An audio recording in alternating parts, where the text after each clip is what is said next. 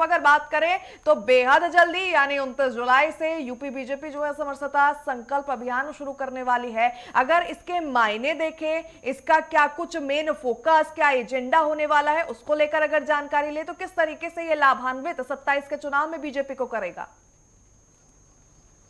देखिए, निश्चित रूप से भारतीय जनता पार्टी हर हिसाब से समझिए कि किसी दल से साथ साथ तमाम जो कार्यक्रमों का आयोजन कर रही है और मकसद एक ही है कि 2027 के चुनाव को कैसे फतेह किया जाए, उत्तर प्रदेश पे तीसरी बार भारतीय जनता पार्टी की सरकार बने। यही वजह है कि अनुसूचित मोर्चा भारतीय जनता पार्टी का उत्तर प्रदेश पे है, वो इस पूरे कार्यक्रम की अगुवाई कर रहा है। संत रविदास की 650वीं जयंती के उपलक्ष्य में ये पूरे कार्यक्रम तब तक आयोजित किया जाएगा और अभी 29 जुलाई से समरसता अभियान चलाया जाएगा, जिसमें संत गुरुओं के साथ संवाद करना, उनसे तमाम कार्यशालाओं का आयोजन किया जाएगा, जिसमें समाज के विभिन्न वर्गों को जोड़ा जाएगा। इसमें ओबीसी मोर्चा, अनुसूचित जाति का जो है ये इसमें सहयोग के साथ साथ तमाम समाज के जो दलित वर्ग है उसको जोड़ने की बात की जाएगी।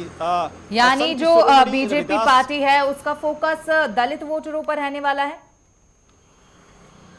बिल्कुल सही बात है कि दलित वोटरों पर कहीं ना कहीं फोकस रहने वाला है, क्योंकि संत रविदास जो संत शिरोमणि हैं उनको चाहने वाले लोग, क्योंकि दलित समाज के लोग उनको अपना इष्ट मानते हैं और यही वजह है कि संत रविदास का जयंती के माध्यम से 650वीं जयंती अगले साल होगी। निश्चित रूप से अभी से ये अभियान चलाया जाएगा। समरसता अभियान के तहत तमाम कार्यशाला, गांव-गांव तक कार्यशाला लगाएगी, हर विधानसभा में कार्यशाला उत्तर प्रदेश में लगेगी। इसकी शुरुआत आपने देखा पूर्वांचल से हो रही है, वहीं से इसकी शुरुआत होगी और धीरे धीरे पूरे उत्तर प्रदेश पे गांव-गांव जाकर के समरसता अभियान यानी सभी को भारतीय जनता पार्टी को जोड़ने की कवायद है।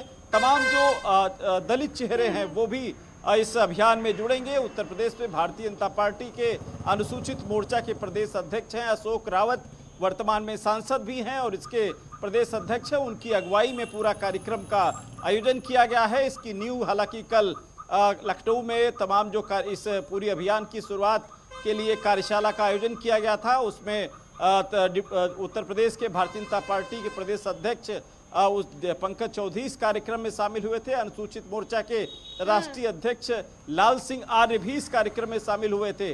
कुल मिला के इसकी पूरी रूपरेखा बन चुकी है। अब 2027 से कैसे भारतीय जनता पार्टी को, दलितों को, पिछड़ों को, सवर्णों को, हर अलग अलग मोर्चे की जिम्मेदारी है कि अलग अलग कार्यक्रम चलाए और भारतीय जनता पार्टी बचाने के लिए बीजेपी लगातार जो है वो कार्यरत, प्रयासरत नजर आ रही है और ये समरसता अभियान उसी दिशा में महत्वपूर्ण माना जा रहा है। अब देखिए अनूप, अगर बात करते हैं टाइमिंग्स और ड्यूरेशन को लेकर, तो 29 जुलाई से अगर 20 फरवरी की हम बात करें तो ऑलमोस्ट 7 महीने का ये अंतराल रहने वाला है और फरवरी या फिर फरवरी अंत और मार्च की शुरुआत में चुनाव भी होने हैं विधानसभा के। तो कहीं ना कहीं अनऑफिशियल तौर पर बीजेपी की तरफ से इसे चुनावी हुंकार समझा जाए, क्योंकि तमाम समीकरणों को साधा जाएगा, हर एक जाति समुदाय को साधा जाएगा और कहीं ना कहीं पीडीए की काट इससे निकलती जरूर नजर आएगी।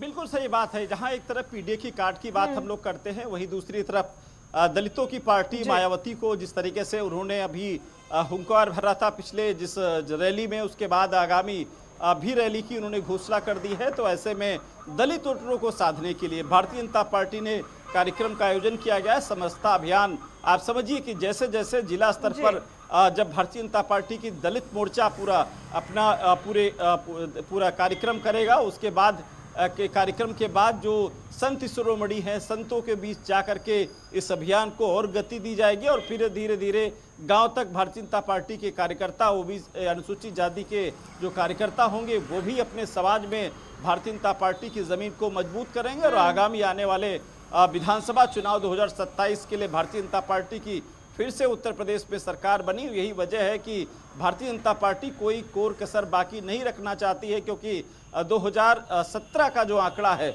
उसको पार करना चाहती है। लक्ष्य एक बड़ा है, चुनौतियां बहुत हैं। लक्ष्य बड़ा है, एंटी इनकम्बेंसी का फैक्टर है, कांग्रेस सपा का साथ है और बीजेपी को हैट्रिक लगाने के लिए तमाम समीकरणों को साधना बेहद जरूरी हो जाएगा और लगातार इसी कड़ी में, इसी दिशा में बीजेपी प्रयासरत, कार्यरत नजर आ रही है। बहुत बहुत धन्यवाद तमाम जानकारियां साझा करने के लिए।